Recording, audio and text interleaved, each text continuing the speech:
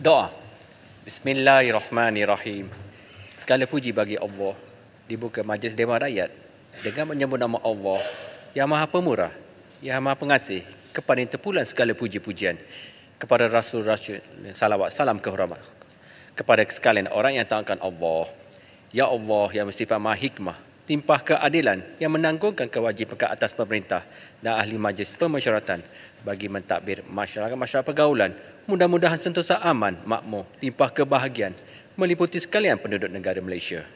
Ya Allah, kami sekalian hamba-Mu yang diberkenan menjadi ahli Dewan Rakyat menyempurnakan kewajipan yang diamanahkan yang terutama bagi negara Malaysia, bagi rakyatnya sekalian. Ya Allah, berkat-Mu ke atas kami berhimpun, dipohon anugerahkan taufik-Mu, hidayah-Mu, dipohon menyuluh, memandukan pada ketika kami berunding, menimbang, bertukar fikiran pada segala perkara yang dibentangkan dengan saksama serta berkeamanahan, menjunjung perintah dan kebesaran Allah. Mudah-mudahan berlebih-lebih keamanan, kemakmuran dan kesejahteraan bagi negara Malaysia serta penduduknya sekalian. Ya Allah, dipohon doa kami diberkenan. Amin. Ya Tuhan seru alam sekalian.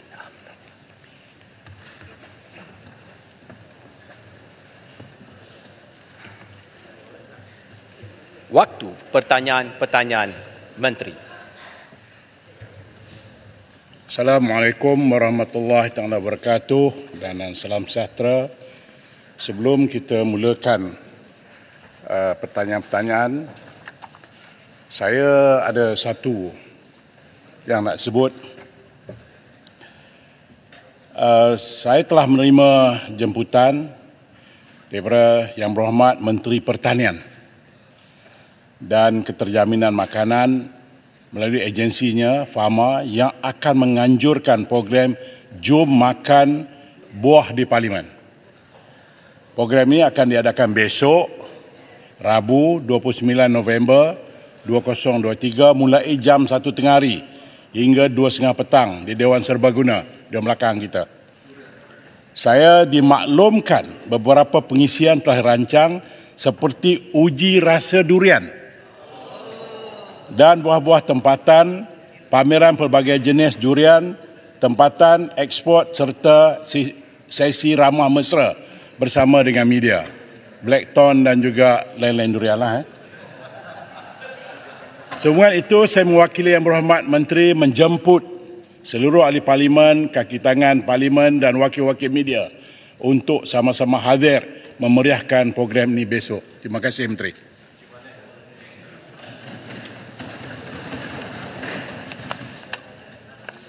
Baik, kita mulakan pertanyaan-pertanyaan Menteri dengan saya menjemput Datuk Haji Syamhul Kaha bin Muhammad Deli Jempul.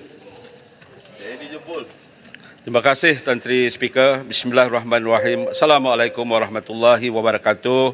Selamat pagi, salam perpaduan, salam Malaysia Madani. Soalan Jempul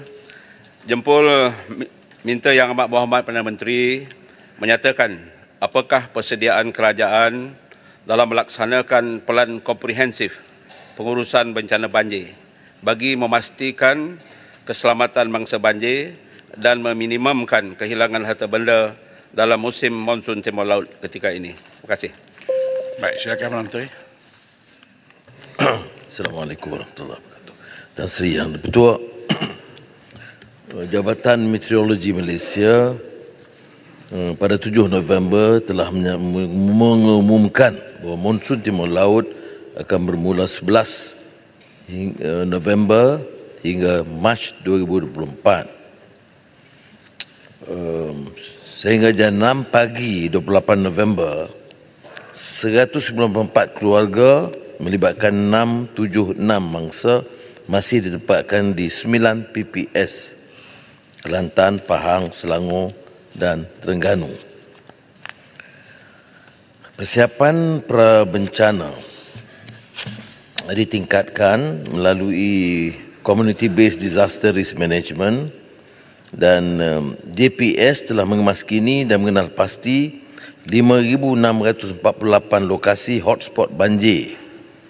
Kerja-kerja penyelenggaraan telah dilakukan termasuk penyelenggaraan sungai, kolam takungan banjir dan infrastruktur. termasuk mengaktifkan bilik kawalan operasi, pusat ramalan dan amaran banjir yang beroperasi 24 jam. Kemudian PAM bergerak 737 di semua lokasi. Menaik taraf stesen siren amaran banjir dan stesen kamera web. Kemudian persiapan persediaan tindak bencana melibatkan 66,169 pegawai dan anggota pelbagai cabang agensi kerajaan. Sokongan tambahan 25,440 unit pelbagai aset, termasuk daripada ATM, PDRM, JBPM, APM, rela dan aset darat, aset air, aset udara dan life jacket. Langkah yang dilaksanakan segera ialah pusat pemindahan sementara, iaitu mengaktifkan 8,481. Ini Tan Sri Yang Di-Pertua ialah untuk mengelakkan kelang kabut keadaan bila banjir berlaku. Jadi persiapan dimulakan sekarang walaupun kawasan-kawasan itu belum terkena ataupun melibatkan kesan yang parah. Dia persiapan untuk menempatkan 1.62 juta mangsa, melibatkan 5,000 lebih sekolah, 2,400 dewan dan balai raya, 572 masjid dan 389 pusat komuniti. Peruntukan awal ialah 241 juta ringgit yang disalurkan ke JBPN dan agensi tindak balas. Ini untuk kegunaan 164 daerah di bawah semangat Malaysia Madani. Tapi 100 juta ringgit lain itu telah pun dibelanjakan untuk penyelenggaraan sungai dan keadaan yang disebutkan awal tadi. Terima kasih. Baik, saya jemput. Terima kasih Yang Amat Perdana Menteri atas penjelasan sebentar tadi. Tahniah kepada pihak kerajaan sebagaimana yang telah dijelaskan oleh Yang Amat PM tadi, iaitu atas kesiapsiagaan pihak kerajaan menghadapi bencana ini. Soalan tambahan dari Jempol ada dua, iaitu pertama sekali berhubung dengan pusat pemindahan sementara PPS. Apakah tindakan pihak kerajaan untuk menaik taraf dan menambah baik kemudahan asas pusat pemindahan sementara PSS di seluruh negara, kerana kita dapati ada di antara pusat pemindahan sementara ini banyak kekurangan-kekurangan. Dan yang kedua, apakah perancangan pihak kerajaan untuk mengukuhkan NADMA bagi memastikan pengurusan bencana negara berada di peringkat optimum? Terima kasih. Silakan Menteri. Jempol, soalan itu tepat kerana kalau kita hadapi banjir itu setiap tahun, tidak mensabah dijadikan hanya PPS. Sebab itu kerajaan telah memutuskan untuk menubuhkan segera pusat pemindahan bencana ini, kekal bencana, maknanya pusat kekal PBKB dan mula projek rintis di 9 negeri dengan siling 5 juta ringgit bagi setiap pusat. Jadi pusat ini boleh mungkin gunakan apa-apa kegiatan komuniti sementara, tetapi di reserve dengan satu persiapan supaya tidak jadi PPS. Jadi kemudahan itu akan jauh lebih baik. Dan NADMA memang diperkemaskan untuk maksud tersebut dan peruntukannya dan persiapan awalnya untuk menangani masalah banjir ini. Tetapi persiapan yang lebih penting ialah soal projek, saya katakan penyelenggaraan sungai dan kolam, dan keduanya soal yang disebut tentang tebatan banjir yang telah diperuntukkan, dan 6 projek telah berjalan ikut jadual yang belasan lain itu sudah pun masuk kepada projek persiapan akhir untuk dimulakan dalam tempoh 1-2 bulan ini. Dan ini melibatkan hampir semua negeri di Semenanjung, Sabah dan Sarawak. Sila Rantau Panjang. Assalamualaikum warahmatullahi wabarakatuh. Terima kasih Tuan Di-Pertua. Soalan tambahan saya, kalau tadi had tempoh musim monsun timur laut ni lama, beberapa bulan, dan sudah tentu kesannya sangat besar terutama kepada pendapatan rakyat. Jadi saya ingin tahu apakah bantuan segera terutama kepada petani yang kehilangan hasil tanaman mereka rosak akibat banjir, begitu juga penternak yang mati haiwan mereka kerana banjir. Dan apakah setakat ini berapakah kolam takungan pinggir sungai yang akan dibina terutama di Kelantan, dan adakah kerajaan bercadang untuk mewujudkan memberi peruntukan khas terutama kawasan-kawasan ahli parlimen yang setiap tahun berdepan dengan banjir, dan adakah kerajaan akan memperkasakan agensi-agensi yang berkaitan dengan bantuan bencana ini supaya berada di bawah satu kementerian supaya mereka ini lebih optimum dari sudut bantuan bencana. Terima kasih. Silakan Menteri. Terima kasih Tuan Panjang, dan cadangan untuk menyelaraskan itu tepat, sebab itu kita wujudkan NADMA dan mesyuarat peringkat tindakan daerah, negeri dan persekutuan telah ditingkatkan dan telah pun bermula, dan beberapa pandangan termasuk dari segi kadar bantuan telah mengambil kira semua pandangan semua negeri. Satu jawatankuasa kabinet yang telah pengusikan oleh Timbalan Perdana Menteri 1. Projek Kelantan memang diberi keutamaan kerana kesan banjir itu jauh lebih parah di Kelantan. Sebahagian yang saya boleh tekan di sini termasuk pembangunan lembangan Sungai Bersepadu, Sungai Kelantan Fasa 2 dan rancangan tebatan banjir Kota Baru. Itu akan dimulakan dalam tempoh sebulan ini. Tetapi semalam bila dengan Perdana Menteri SETA Thailand, kita setuju supaya disegerakan. Bagi pihak Malaysia sudah pun setuju untuk bermulakan sekarang. Perdana Menteri SETA bagi jaminan siap EIA untuk bahagian Thailand, Sungai Golok ke Rantau Panjang. Dan ini bukan sahaja melibatkan jambatan tetapi juga penyelenggaraan sungai untuk mengurangkan tekanan banjir. Menyentuh soal bantuan, walaupun kita ada bantuan untuk nelayan, untuk pekebun kecil yang sudah pun diluluskan, tetapi saya ambil kira pandangan yang berhormat bahawa ada kesan yang lain. Itu dalam peruntukan ada, tetapi seperti mana kita tahu ada juga keluhan daripada petani atau peternak. Saya akan pastikan supaya ada jentera baik di daerah atau negeri atau jajahan kalau di Kelantan, negeri dan persekutuan mengambil kira supaya ada ganti rugi yang munasabah bagi mangsa banjir. Saya jemput Upaya Besar. Terima kasih Tan Sri Di-Pertua. Terima kasih Yang Amat Berhormat Tambun. Saya memuji langkah kerajaan untuk mewujudkan PPT, Pusat Pemindahan Tetap, kerana bagi saya PPS ini kerana ia bukan lagi satu langkah yang efektif kalau kita hanya menumpukan kepada PPS. Cumanya Yang Berhormat Tambun, kita ni sea rise level atau peningkatan paras laut yang kita hadapi ini disebabkan climate change. Tetapi bagaimana teknologi negara-negara luar seperti Netherlands yang kita dapat adaptasikan. Kenapa Yang Amat Tambun? Saya lihat kita semakin ramai pakar yang ada dalam negara kita. Tetapi isu ini, isu yang kita selesaikan bukan isu pokok. Isu yang kita selesaikan adalah isu sampingan. Tetapi yang paling pentingnya adalah untuk kita melihat bagaimana perubahan iklim ini akan memberi kesan kepada sea rise level. Itu yang pertama.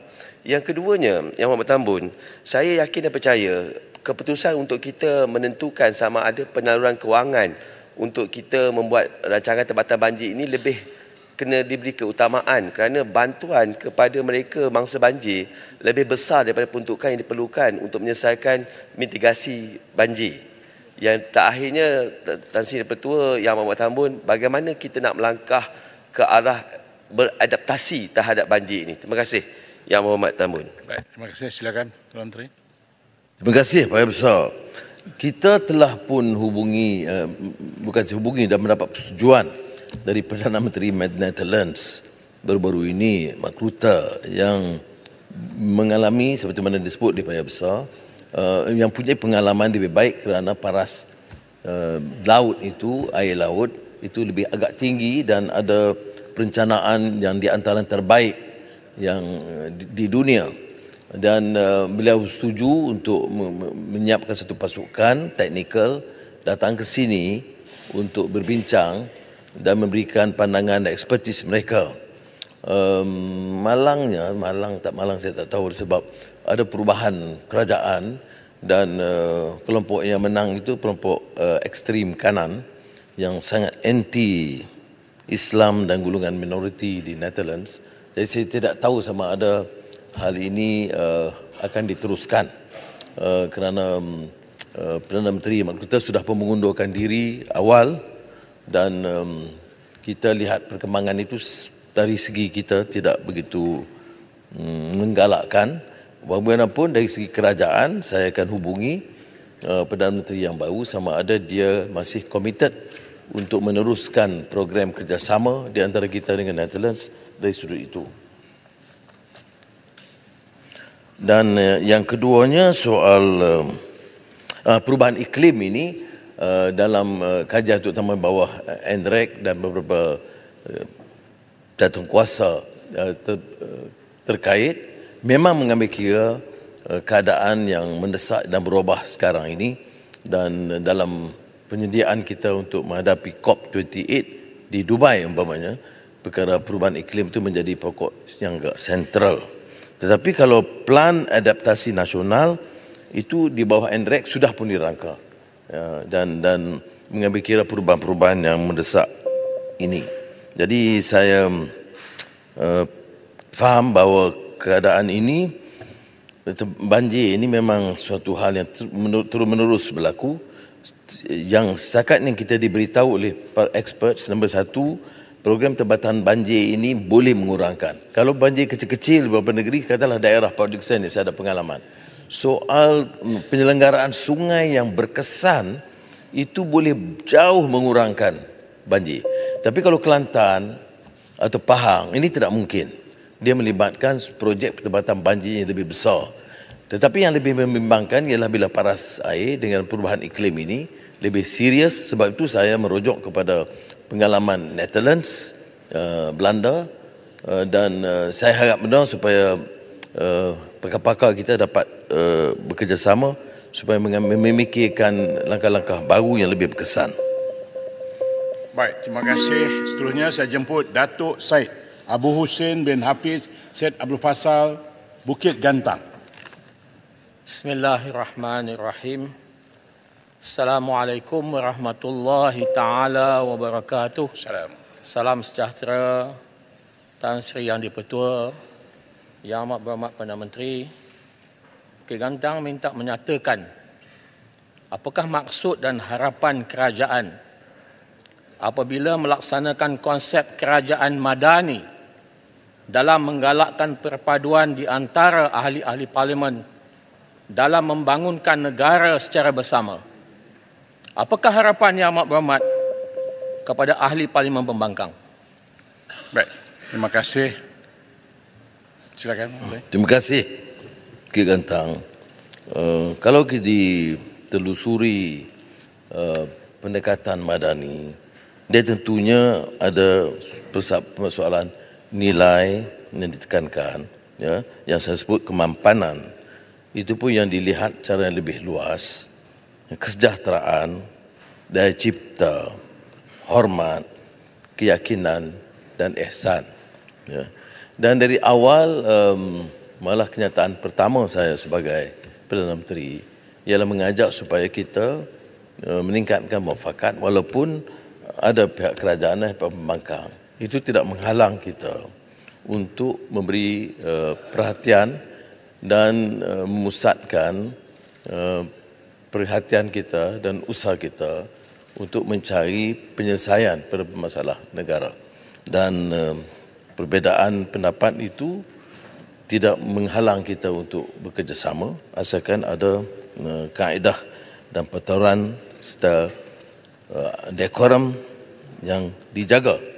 Dan saya alu-alukan kalau ada kerjasama ini berterusan supaya kita bertumpu untuk memulihkan ekonomi negara, dan parlimen itu menjadi institusi yang penting untuk kita manfaatkan untuk memusatkan perhatian dalam bidang tersebut.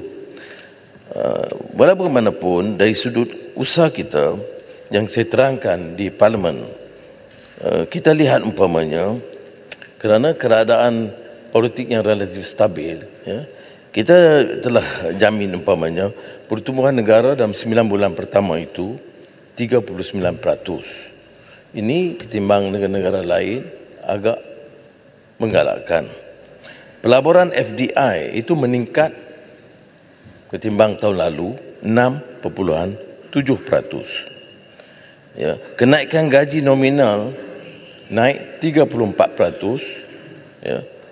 Dan kalau kita bandingkan dengan inflasi 1.8%, angka ini angka yang menggalakkan, ya. Kerana selalunya kalau naik gaji nominal 3% dan inflasi 4%, dia itu membebankan. Tapi dalam kes ini kita naik gaji nominal 3.4% dengan kadar inflasi September, Oktober itu 1.8%.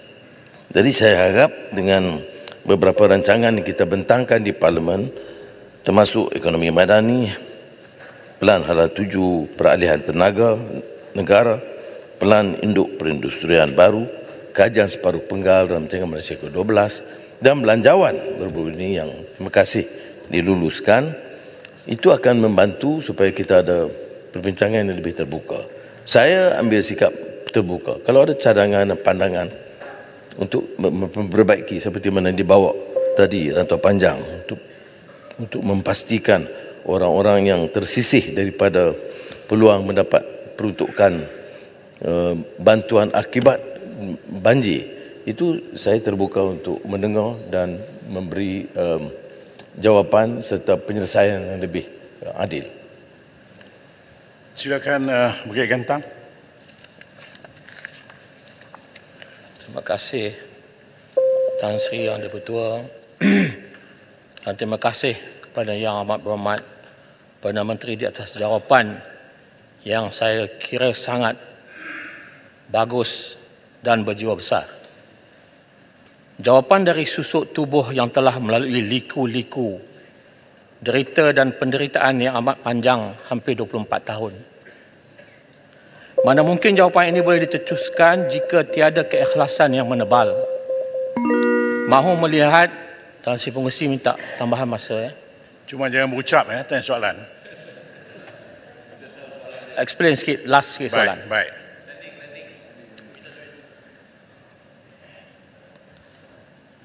Kita ahli-ahli parlimen menjunjung tinggi perlembagaan persekutuan.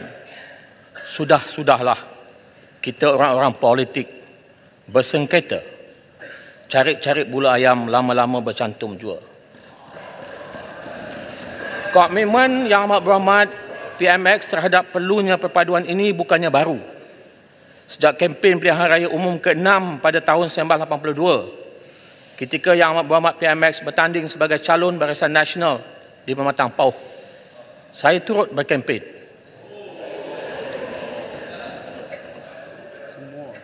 Sebenarnya ancaman kepada negara ialah bukan ancaman penjajah luar ataupun ancaman komunis, tetapi adalah ancaman kepada perpaduan dalam negara. Orang Melayu terus berpecah sehingga tidak ada satu pun parti Melayu yang kuat, yang cukup bilangan kursi parlimen untuk membentuk kerajaan. Setelah UMNO diharamkan tahun 1987, orang Melayu bangkit semula dengan pengisian ini ucapan dasar Presiden dalam gagasan Wawasan 2020 di bawah gabungan Tun Mahathir dan Yang Amat Berhormat Perdana Menteri sekarang. Okey, soalannya? Soalannya,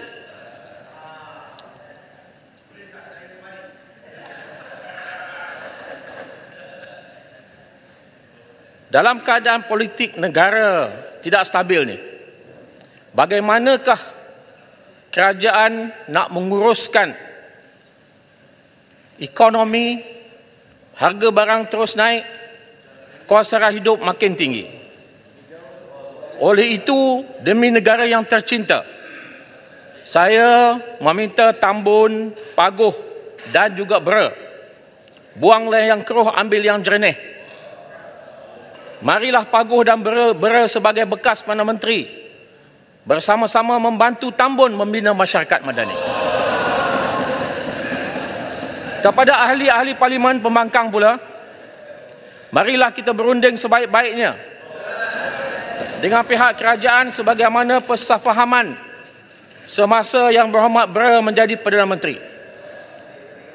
Tan Sri Speaker, soalan saya, adakah Yang Berhormat PMX bersedia untuk menyambut kesediaan ahli-ahli Parlimen yang mempunyai pengalaman, kepakaran, kebolehan, keupayaan untuk membantu membangun rakyat sekaligus membangun ekonomi negara? Saya sendiri bersedia untuk memberi dan membantu kerajaan mewujudkan masyarakat madani, menangani kenaikan harga barang dan kos sara hidup dengan mengambil ibrah Nabi Yusuf alaihissalam. Okey. Dengan ini, Bukit Gantang mengisytiharkan menyokong Yang Amat Berhormat Tambun sebagai Perdana Menteri Malaysia ke-10.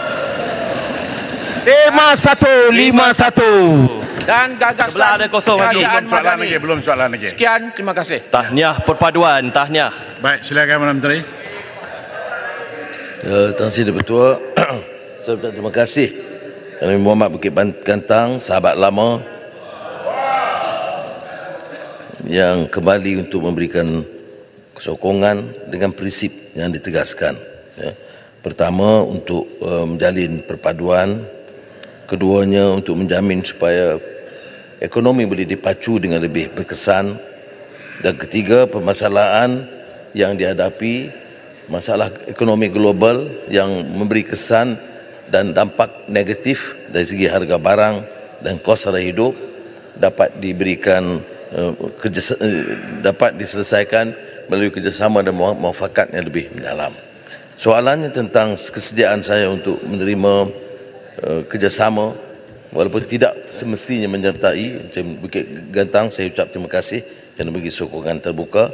Tapi yang lain, seperti mana saya sebut, saya telah buka ruang dari awal untuk diadakan perbincangan, bukan sahaja dari segi CSR yang disebut yang dia akan diselaraskan oleh TPM 2, tetapi untuk mendengar pandangan-pandangan mereka secara konstruktif.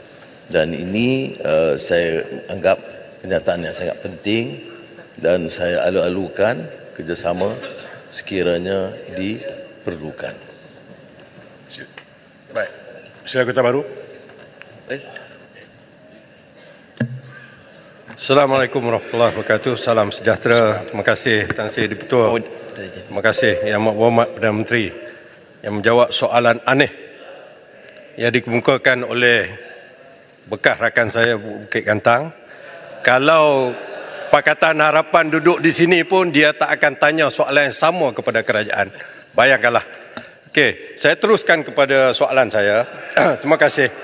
Saya memetik apa yang disebut oleh Yang Amat Berhormat Perdana Menteri, konsep madani antaranya ialah ihsan, adil dan mengalu-ngalukan kerjasama dan sebagainya.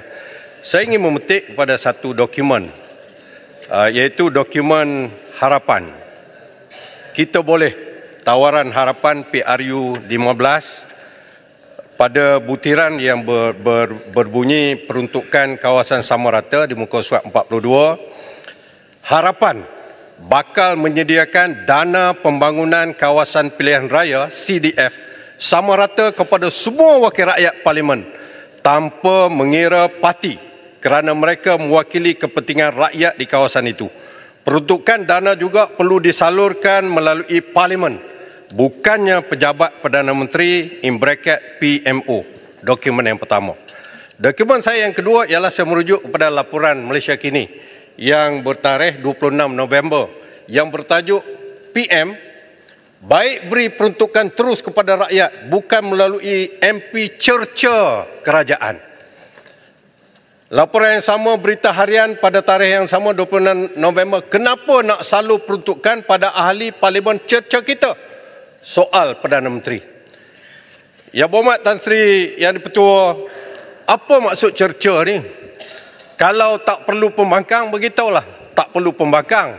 Yang Amat Berhormat Tambun satu masa dulu saya ingat, masa duduk di situ menjadi Menteri Keuangan, pernah menyebut bila membahaskan tentang perbankan tak berfaedah. Yang Amat Berhormat sebut sebenarnya selain daripada perbankan tak berfaedah, ada pembangkang tak berfaedah. Jadi kalau tak perlu pembangkang, buatlah undang-undang, jangan perlu ada pembangkang. Ini berhubung dengan peruntukan. Saya nak sebut, sehubungan dengan itu juga ada satu laporan yang cukup positif, yang cukup profesional dan cukup tidak memihak daripada Bersih. Satu NGO yang memihak kepada dulunya kepada pihak kerajaan. Satu press release telah dibuat pada 27 November semalam oleh Bersih yang bertajuk memaknai kalimat madani, hormati semua wakil rakyat dengan CDF sama rata. Antara kandungan yang saya baca sepintas lalu, Gabungan Bersih dan Ideas mengkritik kenyataan Perdana Menteri PMX Anwar Ibrahim yang mengatakan bahawa kerajaan perpaduan tidak akan memberikan peruntukan kepada ahli parlimen pembangkang semasa Kongres Keadilan baik ini. Bersih dan Ideas sekali lagi menggesa kerajaan perpaduan pimpinan PMX. Ini gesaannya. Dengan slogan madani mereka untuk memaknai kalimat madani ini dengan sebenar-benarnya, dengan memberi peruntukan pembangunan kawasan yang sama rata kepada semua ahli parlimen. Tidak kira sama ada yang menyatakan sokongan kepada kerajaan mahupun di pihak pembangkang. Peruntukan CDF ini sepatutnya diberikan kepada semua ahli parlimen, bukannya semata-mata kepada ahli parlimen kerajaan sahaja, kerana semua ahli parlimen dipilih oleh rakyat di parlimen masing-masing. Rakyat mendengar Yang Berhormat Tan Sri. Kerajaan perpaduan seharusnya bersifat lebih reformis dan progresif dengan mengkanunkan peruntukan CDF kepada ahli parlimen sebagai undang-undang, agar peruntukan ini tidak disalahgunakan sebagai balasan untuk mempengaruhi, ini penting, mempengaruhi mana-mana ahli parlimen bagi menyokong kerajaan. Sebagaimana yang berlaku kepada hari ini, 4 ahli parlimen bersatu telah menyatakan sokongan kepada kerajaan. Tambah sekarang ini 5, tak ada masalah. Jadi saya juga dalam hal ini ingin memuji pendirian sahabat kita daripada Pasir Gudang yang mengatakan bahawa peruntukan yang sepatutnya diberikan oleh kerajaan madani ini dilaporkan. Saya tak bercakap kosong. Beliau mengatakan beliau ada di sini. Terima kasih Pasir Gudang. Saya ini umur bukan panjang sangat. Sekurang-kurangnya kita buat satu perkara betul. Perlu ada pindaan undang-undang. Tak kira kerajaan, bukan perbahasan. Hak peruntukan kepada parlimen diberi sama rata. Kalau Yang Amat Berhormat Tambun dapat buat, amat cantik. Panjang sangat laporan. Dia lebih kurang sama dengan Bukit Gantang ya. Okey, soalan saya. Soalan saya. Terima kasih. Saya tahu Yang Amat Berhormat Perdana Menteri bukan cepat koyak macam Ulu Langat. Soalan saya. Kota Baru jangan macam tu, saya tak kacau. Okey, Dik, duduk. Layak jadi ketua pembangkang. Apa nak soal? Layak jadi ketua pembangkang. Gantikan Lumut sebab Lumut tak ada. Kamu macam Lumut tu dulu. Larut. Layak jadi ketua pembangkang. Jangan lama tanya-tanya sangat. Saya pun nak tanya juga Perdana Menteri. Setujukah saya katakan bahawa bukankah peruntukan CDF ini merupakan peruntukan untuk pembangunan kawasan. Sebab itu dia nama CDF, Constituency Development Fund. Bukannya peruntukan pembangunan untuk kawasan penyokong kerajaan sahaja. Dan yang keduanya, bukankah peruntukan untuk ahli parlimen ini digunakan untuk kepentingan kawasan parlimen dan juga rakyat di kawasan itu. Constituency and constituents. tanpa mengira latar belakang politik dan sebagainya, bukan untuk digunakan sebagai alat untuk menyanjung, membodek atau minta maaf saya gunakan perkataan menjilat Perdana Menteri ataupun Putrajaya. Ya ayyuhallazina amanu lima taqulu ma la taf'alun. Kabura maqtan indallah an taqulu ma la taf'alun. Alamatul munafiq salasun. Iza hadasa kadzaba wa iza wa'ada akhlafa wa iza tumina khana. Menteri Agama boleh terjemahkan perkara ini. Terima kasih. Saya mohon jawapan yang jujur dan ikhlas. Saya faham Kota Baru marah betul sebab Batu Kek Gantang. Dia bersyarah. Ini maknanya Tan Sri Yang Dipertua bagi laluan yang baik. Ini menunjukkan Madani ini kita bagi laluan. Selalu soalan tu pengen pengkat. Dah marah macam mana? Tiap-tiap bulan kata nak ambil alih kerajaan. Tiap-tiap bulan ada ahli yang keluar. Ya, jadi maknanya berhenti pertamanya igawan untuk nak rampas tebuk atap ni hentikan dulu. Ya. Keduanya, soalan tu tidak aneh. Soalan Bukit Gantang itu hanya menjelaskan ada permasalahan dalam negara dan peranan pembangkang itu membangkang. Saya tidak pernah kata semua harus tokong kerajaan. Tetapi apa yang berlaku di kempen? Kita ini menentang Islam. Kita bahawa negara Melayu sudah tidak ada. Pimpinan Melayu sudah hilang. Apa dia saja wakil Islam dalam dunia ini? Mereka saja wakil Melayu di dunia ini. Masa mereka perintah, harta Melayu mereka sakau banyak. Ini kenyataan. Sekarang 3 tahun dalam kerajaan, menteri-menteri ada belah sana. Saya bagi tahu. Apa peruntukan dibagi kepada orang-orang lain pembangkang? Apa hukum dan hadis itu lima taqulu ma la taf'alun terpakai kepada orang lain, tak terpakai kepada kamu? Baca ayat Quran salah guna. Kalau betul, saya nak tanya, mengapa dulu tak bagi? Pembangkang masa itu dalam kerajaan. Ya, kamu dah duduk dulu, diam, jangan cakap banyak. Ini giliran saya. Datuk Ismail Sabri menjadi ahli parlimen, menjadi Perdana Menteri, membagi peruntukan yang sama. Betul. Nanti Magistrate pun tak ikut peraturan macam mana? Floor Baik. Tambun. Ya betul. Belah sini pun ada. Tapi soalnya, jangan tak terlepas tanggungjawab kamu. Baca ayat Quran. Lima taqulu ma la taf'alun. Kamu kata mesti kepada semua wakil rakyat. Mengapa 3 tahun kamu tak bagi kepada wakil rakyat? Kamu baca Quran mana waktu tu? Masa tu? Tahu pun. Jangan guna ayat Quran ditunggang untuk kepalsuan. Kalau konsisten, saya hormat. Setiap ada masa kami tidak ada rasuah. Masa kami tidak dinaikkan judi. Masa kami peruntukan diberikan. Saya salute. Tapi tak ada berlaku. Baik. Ya, itu yang modal kamu ketebuk. Di mana? Apa betul atau tidak? Masa kamu perintah judi naik jadi 22. Saya tanya, betul atau tidak? Masa kamu perintah, ya, jeritlah sebanyak mana, tak boleh dinafikan kenyataan. Masa kamu perintah jana wibawa berleluasan, sakau duit rakyat. Masa kamu perintah, ini yang penting, peruntukan tidak diberikan kepada wakil rakyat. Saya beritahu, tak pernah saya katakan peruntukan tidak diberikan.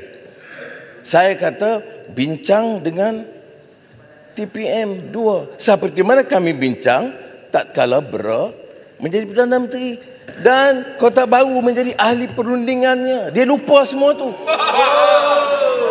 Ya, dia dalam perundingan. Saya tak kata syaratnya mesti sokong Perdana Menteri atau jilat Perdana Menteri. Seperti kamu jilat sebagai perangai wala'un, yang jilat tanpa sanggup berdebat dalam hal ini, mengaku dan hanya menghina. Kemudian kata, oh, kita pembangkang yang bertanggungjawab. Bertanggungjawab bagaimana pergi mana-mana? Kami ini bukan Melayu, kami ini bukan Islam. Doa melaknatkan orang. Kemudian nak suruh runding dengan baik, dengan beradab, dengan berakhlak. Jadi saya nak tegaskan di sini, walaupun apapun yang diucapkan, dia tidak menghalang daripada perundingan untuk kembalikan peruntukan kepada semua wakil rakyat. Dia ada juga beberapa peraturan. Dia tidak automatik. Seperti mana kita terima perlembagaan. Kita terima peraturan. Dan kita tidak berikan preempt peraturan apa. Saya bagi ruang TPM dengar pandangan mereka, bincang. Ini yang saya minta Kota Baru beritahu kepada sahabat-sahabat. Jadi untuk menghina soalan aneh, memperingkan konsep madani, itu tidak tepat. Ya betul, dokumen harapan. Sebab itu saya akan patuh pada putusan itu. Dipersetujui dan tidak dimasukkan. Setakat yang saya bincangkan TPM 2, tidak ada kata wajib menyokong Perdana Menteri untuk mendapat peruntukan. Tak ada. Ini bincang tidak. Sombong bukan main. Ya. Saya sebagai ketua pembangkang, bila dipanggil, memang Paguh memang tak mau jumpa. Ya. Kerana dia ada kelas lain. Tapi dia jumpa. Dan kita bincang. Jadi saya tak ada masalah. Tak terasa terhakis pengaruh atau kedudukan. Jadi saya nak jelaskan tentang kedudukan wakil rakyat. Ya. Yang saya sebut dalam Kongres Keadilan apa? Ya. Boleh kritik kerajaan dengan cerca sebagai tidak Melayu, tidak Islam. Itu bagi saya tidak boleh terima. Kalau ada some decorum, akhlak, dihormati, tidak. Kita tak ada masalah. Saya kenal Kota Baru dan ramai pimpinan. Saya nak beritahu di sini, saya tidak ada sikap untuk nak benci, tak ada. Tetapi sikap itu harus juga reciprocal. Ya. Saya bukan kata mesti sokong Perdana Menteri dan jilat, tak pernah saya macam tu. Tetapi beri ruang. Ya, saya kalau Kota Baru ikhlas, saya pun begitu. Ya sudahlah. Ini tiap kali nak cukup jumlah nak ambil alih. Tak apa. Perlembagaan membolehkan. Tetapi tak usah hina sampai soal akidah kita sampai tak ada harga langsung dalam kempen-kempen, tak boleh. Ini betul. Saya marah-marah, saya ikut peraturan. Saya pergi ke Kedah berunding dengan di sempadan, Sadau dengan Bukit Kayu Hitam. Berunding. Dan memang tidak diundang Menteri Besar Perlis dan Kedah. Saya putuskan undang. Perdana Menteri Thailand tidak mengundang Menteri Besar untuk makan tengah hari di Sadau. Saya bagi nota kepada Perdana Menteri, oleh kerana dia ikut rombongan, minta dia disamakan dalam jatuh kuasa itu, kerana saya tahu had saya. Saya boleh berbeza pendapat dari segi politik, tapi saya iktiraf kedudukan bahawa dia memang dipilih sebagai Menteri Besar Perlis dan Kedah. Jadi ada hadnya Kota Baru. Dia jangan hina lebih daripada itu. Saya juga tahu had saya. Dan seperti mana yang berlaku semalam, dalam rundingan dengan Perdana Menteri Thailand, jarang kita bawa pembangkang. Semasa Kota Baru jadi menteri dalam mesyuarat dengan keadaan luar, tidak pernah wakil pembangkang dibawa. Saya bawa wakil. Jadi jangan takap seolah holier than thou di sini. Ya. Jadi saya harap semangat itu ditunjukkan. Projek-projek seperti tersebut, walaupun diungkit tentang projek untuk wakil rakyat, projek seperti pertempatan banjir, bila jawab perkhidmatan rantau panjang, kita bagi keutamaan Tan Sri Betul lebih daripada tempat lain kerana kesan banjir di Kelantan. Tetapi kalau cerita seolah kami tidak mendapat faedah, kami ditindas, Saya nak jawab tidak benar. Satu hal saja yang nampak terkesan ialah soal peruntukan. Itu pun ada jalan keluar. Kalau tanya nasihat saya sebagai sahabat, walaupun kita baru kata bekas sahabat, saya tidak anggap sebagai bekas sahabat. Saya anggap sahabat. Rundinglah dulu dengan TPM2 dan carilah penyelesaian yang baik. Terima kasih.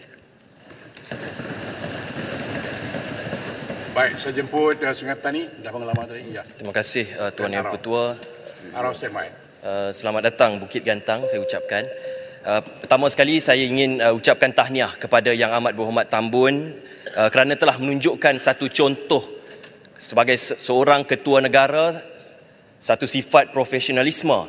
Kerana meskipun dicaci, dimaki dan dihamun setiap hari, namun ketika berhadapan dengan Perdana Menteri Thailand, beliau menjemput Menteri Besar Kedah bersama-sama. Tuan Yang Dipertua, semalam saya meneliti satu video ceramah seorang yang beragama Islam di atas pentas Perikatan Nasional. Dia baca cantik, ya, tulis nukilan Ibnu Hasir. Tapi di hujung bacaannya itu, quote unquote, dia mengatakan Anwar Dajjal. Dan ini tidak ada satu pun pemimpin Islam yang menegur seorang Islam mengatakan Dajjal kepada saudara Muslim yang lain. Tuan Yang Ketua, soalan saya kepada Yang Amat Berhormat Tambun, adakah kerajaan bercadang untuk membawa semula bagaimana kita lihat memperkasakan rakan muda, PLKN dan program-program sahsiah diri semenjak dari peringkat sekolah lagi, supaya kita tidak melahirkan generasi yang bobrok seperti ini. Kita dapat melahirkan sebuah generasi muda yang bersahsiah dan jati diri yang lebih baik. Kerana kita sekarang ini mengimplementasikan Undi 18 supaya kita mempunyai sebuah negara Malaysia yang lebih baik, bukan generasi yang rosak yang cuba dibentuk sekarang ini. Terima kasih. Terima kasih. Saya tak mau ulas kerana pimpinan sebelah sana pun dengar Putrajaya dulu dan sekarang saya dah jadi Dajjal. Saya fikir saya tidak perlu layan. Yang perlu ialah program latihan kita perlu kita teruskan. Bukan untuk memenuhi agenda khusus, tapi meningkatkan kefahaman baik Madani dan Islam. Dan ini kita akan teruskan untuk menimbulkan kesedaran di kalangan anak-anak muda dalam pelbagai rencana. Sama ada bentuknya tentunya tidak boleh sebagaimana dijalankan dulu sepenuhnya, kita akan ubah suai. Kerana kalau kita lihat kerangka Madani ini soal nilai, soal akhlak itu ditekankan. Jadi kalau kita bincang soal kebangsaan, soal kemampanan, itu terasnya itu masih soal nilai. Dan saya ucap terima kasih Sungai Petani, kita akan terus tingkatkan. Jadi dan walaupun kadang-kadang dalam perbahasan ini kita mungkin suhunya agak panas, tapi kita mesti jaga pertimbangan supaya ada kalanya di mana peraturan dekorum harus dihormati. Sebab itu saya beritahu umpamanya semalam di Sadau dan di Bukit Kayu Hitam, saya mengambil keputusan yang luar daripada biasa convention kerajaan, iaitu menyebut cuma Menteri Besar Perlis dia di luar negara, saya ingat umrah, tetapi Menteri Besar Kedah itu dipelawar dalam semua mesyuarat. Kerana saya fikir pembangunan wilayah itu akan melibatkan kawasan ini. Malah bila kita bincang soal rantau panjang dan Sungai Golok, saya maklumkan kepada pegawai, saya maklumkan kepada Menteri Besar Kelantan segera supaya dia diberitahu. Saya jemput Arau. Terima kasih Tan Sri. Saya datang lambat. Tapi saya agak-agaklah apa yang telah berlaku. Tapi yang benda yang Berhormat sebut pasal Sadau, kalau tak ada Menteri Besar, kenapa tak jemput Arau? Baru nampak hebat. Jadi tapi tak apa, benda dah berlaku. Yang Berhormat, punca masalah yang besar ialah apa tu? Pertama saya nak komen Sungai Petani, boleh ya? Sungai Petani kata ada orang kata Dajjal. Kami tak tahu, saya tanya berapa orang, siapa yang kata Dajjal. Tapi apabila ada daripada pihak pembangkang yang menghina agama Islam, seorang sana pun tak tegur, kami yang bangun tegur. Contohnya kata poligami itu lepas. Poligami hak Allah Ta'ala, bukan PAS. Bayang Baru kata, saya dah buat usul. Kemudian ada ahli parlimen yang baca ayat Quran yang buat terjemahannya sendiri. Jadi lepas tu tak ada siapa yang tegur. Kami yang tegur. Yang Muhammad, pasal agama kita akan pertahankan. Yang Muhammad, di sini nama Syahidan. Dia sama Mamat semua. Boleh bercakap ya, Yang Muhammad.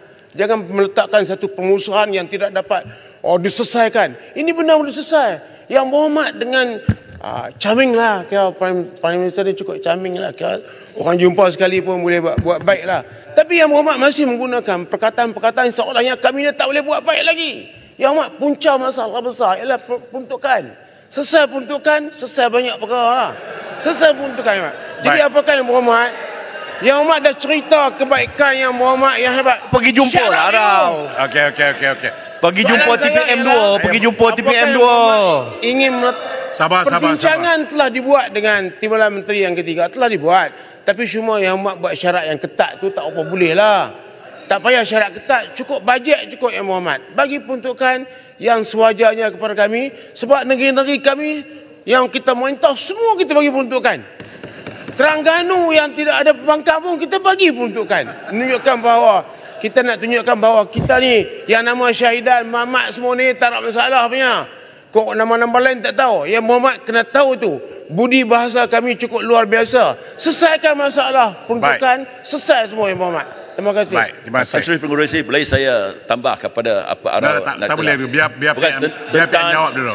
Kalau boleh saya tentang kepala batas mesyuarat, dia fitnah dan bohong, tapi saya akan nampak mana-mana pemimpin Perikatan Nasional menegur dia. Sebab itu tadi Arau, apa yang Arau kata itu dah benar. Beruas, biar tamu jawab dulu. Ya. Terima kasih Arau. Aku ajar kamu kata saya bohong. Terima kasih Arau. Tentang semalam tu kita hanya jemput menteri-menteri besar dan menteri-menteri yang berkenaan. Kalau kerana tentunya jumlah dalam mesyuarat itu tidak harus terlalu ramai. Tapi kalau Arau beritahu awal mungkin saya boleh pertimbangkan. Tapi kalau dibangkitkan soal ada kenyataan sebelah sini yang menghina agama, kalau terbukti saya tidak pertahankan. Tidak benar mengatakan kita pertahankan. Ya. Kalau yang dibangkitkan soal tafsiran agama tidak betul, itu dipanggil oleh jabatan. Walaupun wakil itu wakil daripada Pakatan Harapan. Jadi tidak benar kalau kata kita biarkan.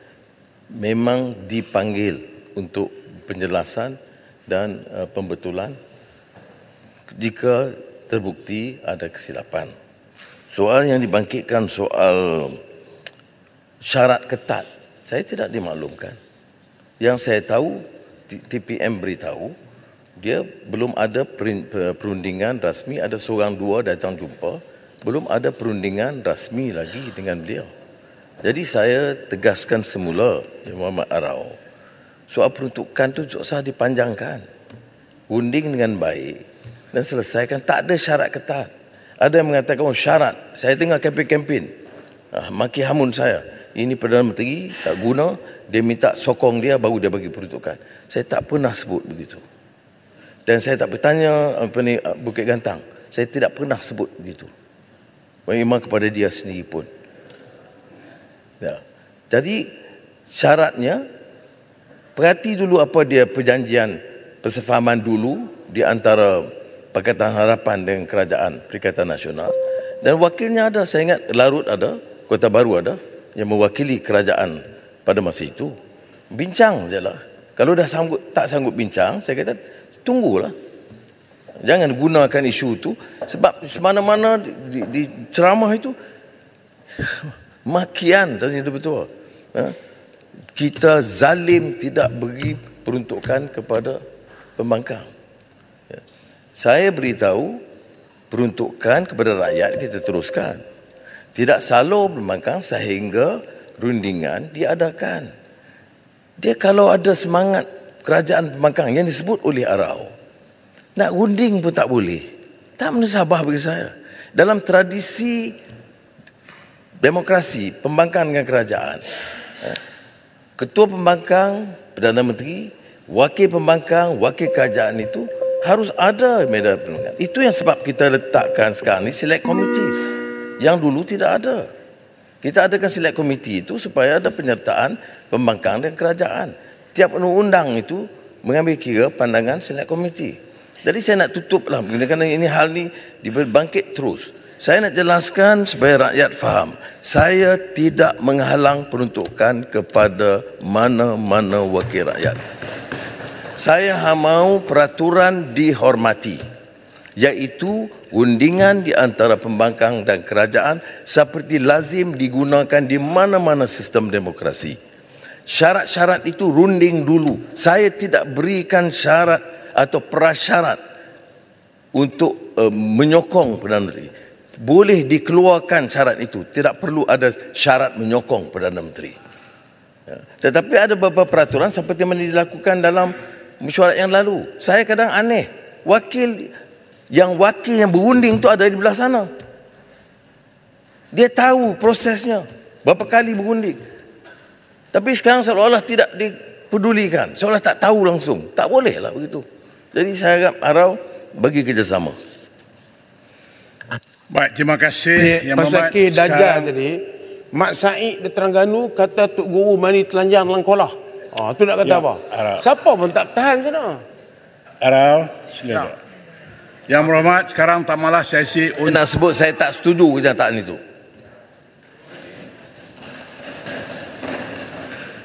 Sekarang tamatlah sesi untuk waktu pertanyaan menteri pada hari ini.